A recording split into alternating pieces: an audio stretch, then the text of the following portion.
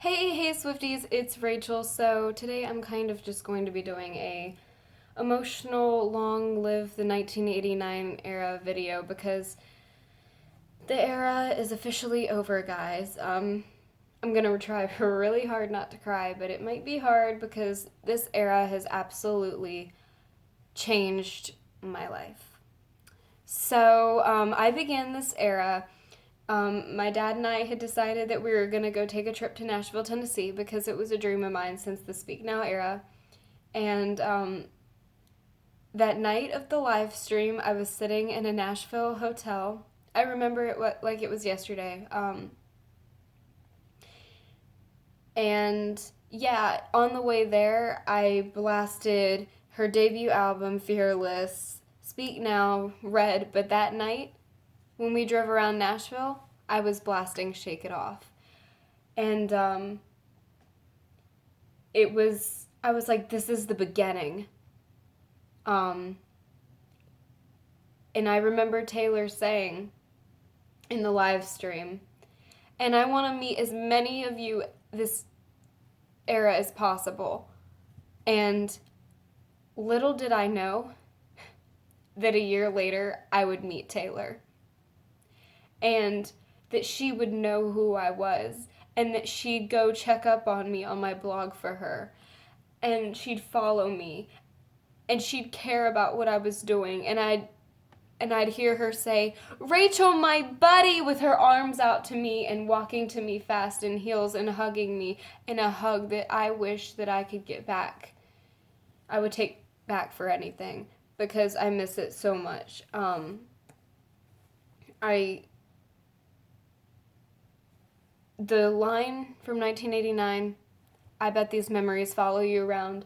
I'll never forget you as long as I live. I'll never forget this era as long as I live." When it was October 15th, October of 2014, and Taylor followed me at 3 a.m., I was like, what? Like, I hadn't even, like, posted to her, like, at that time period. I don't know. But anyways, she followed me at 3 a.m. I was mind blown. But that month, she really started like liking one of my posts like every week. And then November 2nd, she posted my selfie on Twitter, and she said, "And I know for you it's always me," with a heart. And I remember calling my mom, and I was like, Mom, Taylor just posted my selfie on Twitter. And I told her the caption, and she was like, "Rachel, it's like she really loves you. And she's really talking to you." And um, so in November and December, Taylor would literally like 20 of my posts at a time. Keep in mind, this girl is busy releasing her album.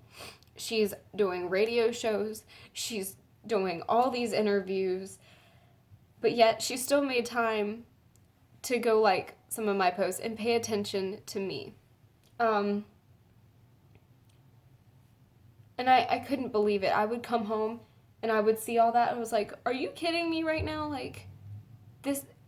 And people ask me, does that get old seeing Taylor's likes? No, because she liked one about a week ago and I still cried, let me tell you. Um, but, anyways, the week of the AMAs, that Friday, she went on my Instagram and she liked a photo of my mom and I. And I, when she liked that post, I swear to you, 5 minutes later, I got a direct message from Taylor Nation. And I was like, oh my gosh, what's going on? Like, I thought maybe they just wanted my information for, like, fan club, like, whatever. So they asked for my address and they asked, not for me not to say anything. It was confidential.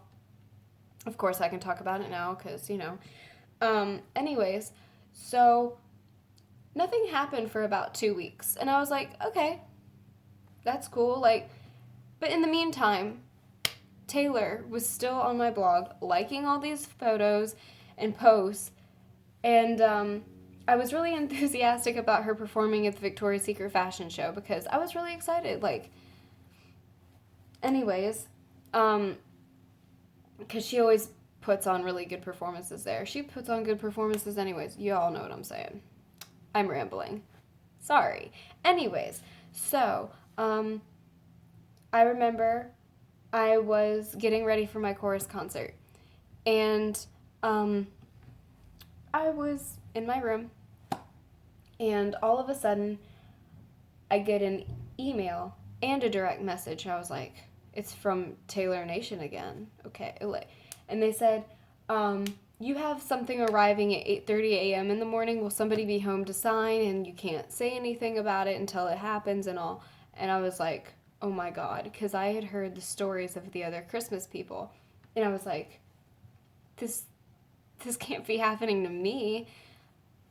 But it did. The next morning, I received a 22-pound box from Taylor, and I found out that she knew so much more about me than I thought. When I started to read my card, I lost it because she knew how many years I had been a fan. She knew what excited me, and she said, I love reading your blog and following your life because you are so funny and can always lighten my load with your humor and your sincerity. Like, her saying that to me, like, what? Like, I made Taylor smile. Like, she makes me smile. And she also said, what a beautiful young lady you've become. And she wrote on the back of my card, you're pretty. And she wrote on one of my tags, they're all so cute like you. And her saying that I was pretty and beautiful and cute and all meant the absolute world to me because, you know, I've always kind of struggled with, like, confidence and all. But her saying that to me meant everything to me. And I can't thank Taylor enough for everything, honestly. I really I can't. There's no way I can. I told her thank you in person, but there's no way I can even match the way she's made me feel. I can't talk. I'm rambling. I just said that. Wow. Okay, so anyways, she got me a Polaroid camera. She got me I almost said Taylor cookies. Carly's cookies. She got me a purse. She bought me shirts that she thought would look good on me and, like, cute and everything. And she got me a bracelet that said, Rachel, so you never forget. Taylor loves Rachel. And when I saw that, I completely lost it. She got me an engraved journal. I can't even describe to you how mind blown I was that somebody so busy would take their time to thank me, a fan. Anyways, so she continued to like my posts and all that. And so it became tour time. And around May, they said, so we never asked what tour dates you're going to and all that. And they were like, so what's your phone number and stuff like that. And again, I couldn't say anything. So that was, like, back in May, right? So anyways, I went to DC, had the best night of my life with my mother. I got to see Taylor for the first time with my mom, and I met one of my best friends, Natalie.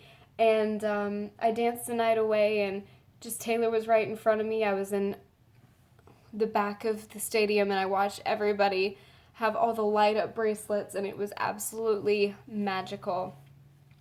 And anyways, so I didn't meet Taylor in DC. I met her in Glendale. Taylor knew that I was going to Glendale, and I think that's the reason, like, she wanted to meet me there, because she knew I was flying to go see her and everything. So, I flew out there August 16th, and the night before, I literally had my phone by my side because all the Christmas people had said, oh yeah, I got a call the night before saying that I was going to meet Taylor and all. I didn't get that call that night. I got it the next morning, but I was really upset and I didn't think I was going to meet her. But I just remember, hi, is this Rachel? This is Sierra from Taylor Nation. So are you going to the show tonight? So are you ready to meet Taylor? And I remember I just like collapsed and like, I was like, are you serious? She's like, yeah, she really wants to meet you. And it just meant everything to me. I'd never seen my dad cry, but in that moment I saw my dad cry. Anyways, so I met Alexis. I said, I'm meeting Taylor. And when I walked in, Taylor goes, Rachel, my buddy! And let me just say also, she told her people to move my dad and I to the front of the line so she had the most time with me, which I cannot even explain how special I felt. I was like, oh, those people were like, weren't you just back there? I was like, they told me to come up here. So, anyways, she goes, Rachel, my buddy, I'm so glad you're here tonight. I'm so happy we're finally meeting. And